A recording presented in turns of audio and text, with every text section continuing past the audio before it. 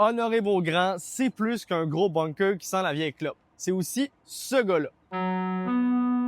C'était un militaire, un écrivain, un journaliste, un propriétaire de journaux, un ancien maire de Montréal et un monsieur.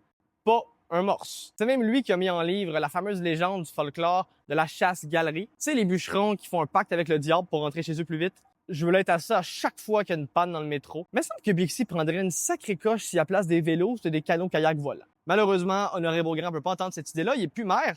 Et quand il était occupé à gérer une grosse épidémie de variole, en rendant le vaccin obligatoire, malgré les nombreuses manifestations anti-vax. Je te dis les années 1880, hein? C'est surtout les francophones qui s'opposaient au vaccin parce que la rumeur voulait que l'élite anglophone ait mis du poison dedans.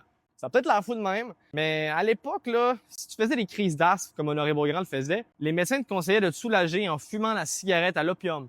Je te dis les années 1880, hein? Honoré Beaugrand était pour séparer le Québec du Canada, mais en l'annexant aux États-Unis.